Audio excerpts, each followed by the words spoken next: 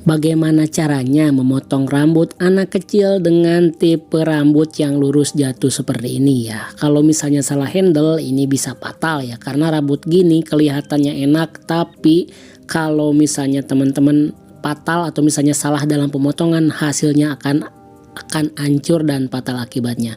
Makanya saksikan terus video ini sampai selesai, karena di video ini saya Denny Rumbara akan memberikan teknik bagaimana cara potong rambut anak kecil dengan tipe rambut lurus jatuh seperti ini supaya hasilnya rapi dan maksimal. Oke, langsung gaskan.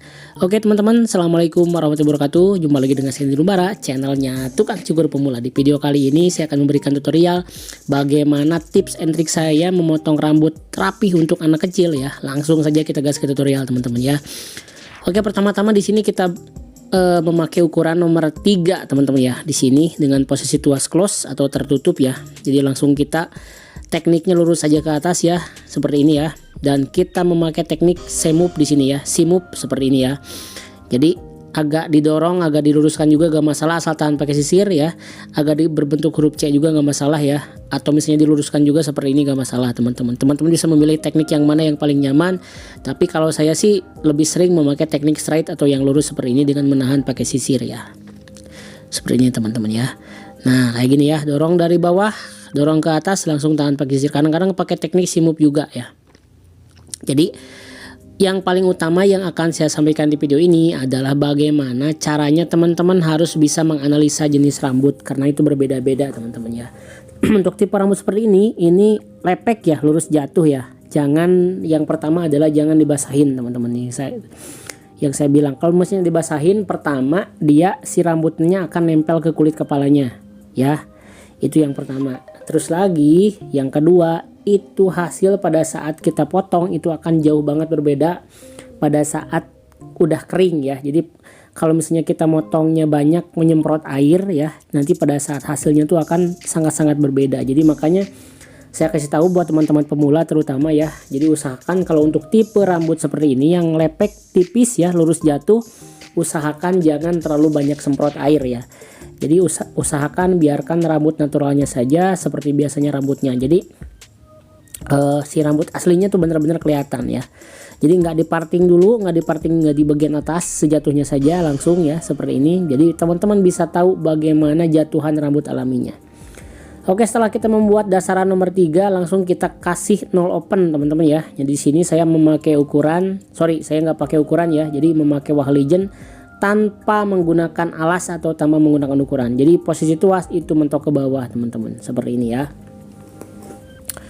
Oke, buat teman-teman yang sekarang lagi belajar ya, saya doakan mudah-mudahan diberikan kelancaran, dan tidak lupa juga saya selalu mengijazahkan setiap teknik dan ilmu yang saya berikan di video-video saya, entah itu yang terucap ataupun yang enggak, supaya bisa menjadi ladang berkah, ladang amal buat saya pribadi, khususnya umumnya buat teman-teman semua ya yang menyaksikan ini. Dan silahkan amalkan ilmu-ilmu yang udah saya share juga kepada teman-teman yang lain dengan cara membagikan video ini, dan mudah-mudahan nanti akan banyak lagi teman-teman lain yang tercerahkan. Dan tidak lupa juga silahkan tulis di kolom komentar nama dan asal kota teman-teman tuh dari mana aja, biar bisa saya doakan juga ya teman-teman ya. Meskipun saya nggak sempat balas komentar, tapi setidaknya kalau misalnya teman-teman menyebutkan nama di komentar, mungkin saya ingat, nanti akan saya khususkan doanya teman-teman ya.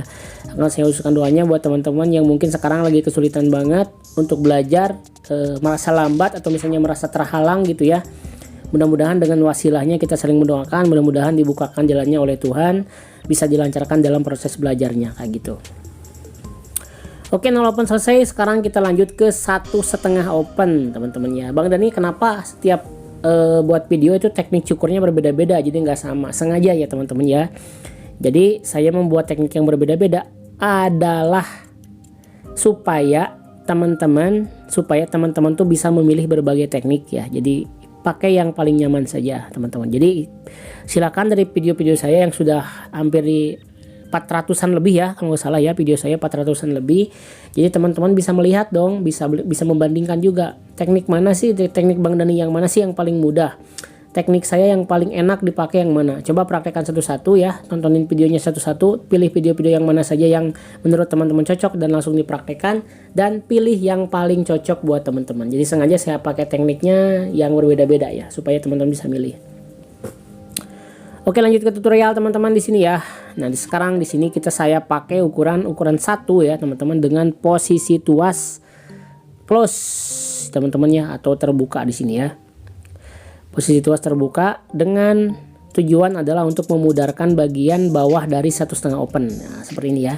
Nah, di sini teman-teman udah bisa lihat pudarannya ya, udah bisa lihat pudarannya. Nah, di sini setelah pudarannya udah mulai, tinggal garis bayangan langsung kita closekan atau kita tutup tuasnya ke atas menjadi ukuran nomor 1 teman-teman. Oke. Nah, di sini ukuran nomor 1 dengan memakai teknik flick ya, atau simuk juga bisa seperti ini. Nah, teman-teman ya. Jadi bisa untuk memakai teknik yang udah saya perlihatkan kepada teman-teman semua ya di sini. Jadi tekniknya benar-benar mudah dipahami banget buat teman-teman pemula, yang mudah dipraktekkan. Jadi saya memberikan teknik yang paling mudah, saya memberikan teknik yang paling simple dan paling bisa dimengerti oleh teman-teman pemula. Mungkin ada channel-channel yang lain juga banyak, tapi saya rasa ya mungkin saya berusaha untuk sedetail mungkin memberikan tutorial yang lebih mudah dipahami buat teman-teman pemula. Kan jargonnya juga ada di Lumbara, channelnya Tukang Cukur Pemula. Jadi di sini khusus buat teman-teman pemula. Jadi wajar kalau misalnya ada yang udah suhu-suhu, yang udah senior-senior, merasakan bahwa ya mungkin teknik yang saya berikan itu sangat-sangat biasa gitu ya. Dan memang tujuannya saya seperti itu. Jadi saya menyederhanakan teknik supaya teman-teman pemula ya, bukan hanya yang berniat cukur, mungkin ada juga di sini ada yang ibu-ibu ya, ada yang ibu-ibu muda, mama-mama punya anaknya cowok di rumah gitu ya, yang mungkin jauh ke tempat cukur atau misalnya mau nyukur suaminya, bisa juga dengan melihat tutorial-tutorial dari saya, bisa beli mesin sendiri gitu di rumah ya, dan bisa mempraktekannya ke sanak saudara. Jadi bukan berarti untuk menghilangkan penghasilan atau profesi tukang cukur, enggak sih, lebih tepatnya kepada berbagi ilmu ya, karena memang sayang banget ya, yang saya bilang kita hidup di dunia itu enggak 100 tahun teman-teman ya. Kalau misalnya kita belum bisa berbagi dengan harta, dengan tenaga, yang mungkin bisa dengan sedikit ilmu yang Allah titipkan, karena saya juga mempunyai kalian cukur adalah sebuah titipan teman-teman. Oke, seperti itu teman-teman ya. Oke, langsung kita kembali lagi ke tutorial. Ini langkahnya udah hampir beres ya. Sekarang kita laju ke tahapan opercom. Nah, di sini ya, untuk tahapan opercom ini menarik untuk dibahas. Bang Doni, apakah opercom itu wajib? Enggak ya, opercom itu enggak wajib teman-teman. Tapi kalau misalnya saya menyarankan memang harus bisa sih ya, tapi enggak wajib-wajib banget. Ada toh teman-teman saya juga yang memang teknik cukurnya dia nggak pakai opercom. Jadi caranya seperti apa untuk mengganti opercom? Caranya adalah dengan mengganti dengan ukuran-ukuran yang besar. Tapi kalau misalnya contohnya ya teman-teman, kalau misalnya baseline-nya nomor 3, mungkin untuk menyempurnakannya bisa memakai ukuran nomor 4 ya, atau misalnya 3 open dengan teknik straight ke atas, yang bertujuan untuk menghaluskan atau misalnya meminimalisir, bukan meminimalisir sih ya, lebih kata tepatnya adalah supaya tidak terlalu kaku ya, jadi bagian sudut rambutnya. Jadi teknik opercomnya diganti dengan menggunakan clipper work, dengan menggantinya dengan ukuran-ukuran yang besar. Mungkin sampai sini teman-teman bisa paham ya. Tapi kalau misalnya saya sarankan memang sih opercom kayak gini lebih aman. Bukan lebih aman sih, lebih ini ya, lebih tepat sasaran kayak gitu teman-teman. Oke, seperti ini ya. Jadi bagian patahannya kita hilangkan dengan menggunakan teknik opercom. Memang di sini harus sabar ya. Kita susunkan atau misalnya kita hajar dari bawah dulu naik ke atas seperti ini ya. Jadi pada saat bagian di titik patahannya kita langsung angkat ya, agak angkat ke belakang, agak diambang, terus lagi kita potong seperti ini ya. Jadi teman-teman bisa lihat lah ya bagaimana caranya supaya teman-teman gak pusing juga. Oke, seperti ini ya. Jadi ini teknik yang sangat penting, terus lagi analisa penting juga ya. Jadi jangan sampai banyak nyemprot ya teman-teman. Fatal banget kalau misalnya banyak nyemprot ya. Jadi rambutnya akan nempel-nempel dan susah banget untuk dipotong, terus lagi hasilnya akan beda. Beda lagi kalau misalnya rambut natural kayak gini ya. Jadi hasilnya juga pada saat nanti beres nyukur tidak akan jauh berbeda. Oke, untuk bagian bawah di sini saya pakai ukuran setengah ya teman-teman ya. Jadi untuk menghapus bayangan ya. Jadi bayangannya kecil-kecil kita hapus, atau bayangan yang sedikit-sedikit kita hapus dengan menggunakan ukuran setengah. Oke, next step, sekarang kita lanjut ke bagian tahapan trimline-nya. Di video kali ini tahapan trimline-nya saya kasih full karena bagian bawahnya menggunakan ukuran 0 open atau setengah. Jadi otomatis untuk trimline itu melingkar. Ya. Untuk Untuk trimline itu melingkar, jadi bagian pelipis di trimline, terus lagi bagian atas telinga, bagian ke bawah juga bagian belakang. Sekalian saja kita bentukan supaya lebih tegas. Nah, di sini pembelajaran untuk menegaskan bagian belakang ya. Usahakan kita tanya dulu customernya apakah mau dinaturalkan atau misalnya mau dipotong diluruskan ya. Jadi benar-benar harus komunikasinya harus berjalan ya. Apalagi ke customer yang memang udah paham ya teman-teman.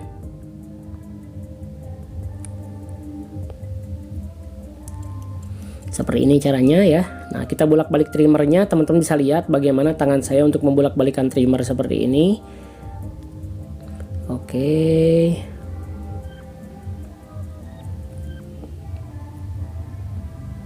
Nah, seperti ini kayak gini teman-teman ya. Jadi teman-teman bisa rapi ya. Nah, kelihatan nih blurry-nya kelihatan, terus lagi tahapan gradasinya kelihatan ya. Oke, sekarang kita potong bagian belakang. Nah, di sini teman-teman bisa lihat, ya ini cahayanya lagi bagus-bagus banget nih. Saya bikin videonya di pagi hari ya. Jadi cahaya mataharinya dari luar ini aman banget ya. Jadi bener-bener cahayanya paling golden inilah, golden kata tukang foto mah ya. Cahaya paling bagus pokoknya ini. Jadi enak banget untuk buat video, untuk buat konten. Jadi gambarnya kelihatan jelas. Oke, jadi seperti ini ya. Jadi patokan untuk pemotongan bagian belakang. Jadi usahakan jangan sampai melebihi dari batas bawah telinga, teman-teman ya. Teknik yang simple, teknik yang mudah, cuman kalau dipraktekkan lumayan sulit juga. Kuncinya adalah banyakin latihan aja ya. Jadi mustahil teman-teman akan jago cukur kalau misalnya prakteknya jarang. Ya, jadi saya juga udah berjalan cukur dari start 2017 sampai sekarang ya, mungkin masih banyak yang kekurangannya teman-teman. Masih banyak teknik-teknik yang harus saya pelajari ya. Apalagi kalau misalnya teman-teman baru praktek sebulan 2 bulan, baru nyukur sebulan 2 bulan atau setahun gitu ya. Terus lagi udah berkata bosen ya. Pasti saya yakin itu akan banyak banget pelajaran atau banyak banget teknik-teknik yang belum dikuasai ya. Seperti itu. Oke, kita analisa ya. Di sini bagian jidatnya agak lebar juga ya. Jadi usahakan jangan terlalu pendek motongnya. Nah, usahakan juga si rambutnya dinaturalkan. Kalau misalnya rambut tipikal jatuh seperti ini, jangan kita paksakan untuk ke belakang ya. Itu akan fatal. Pertama, fatalnya seperti apa? Karena memang rambutnya kan jatuh ke depan ya. Kalau misalnya kita paksakan ke belakang stylingnya, atau misalnya mau jadi side part gitu ya, bisa sih. Cuman harus mengandalkan produk. Cara yang paling aman adalah kita dengan mengikuti arah rambutnya seperti apa. Jadi terkesan agak dibuat, ini juga potongan ini saya buat agak sedikit crop teman-teman ya. Crop cuman dengan versi yang lebih panjang ya. Nah, seperti ini. Jadi tetap rambutnya dia dijatuhkan ke depan seperti ini. Yang paling penting adalah keseimbangan antara kiri, kanan, belakang, dan depannya. Jadi rambutnya tidak jomplang.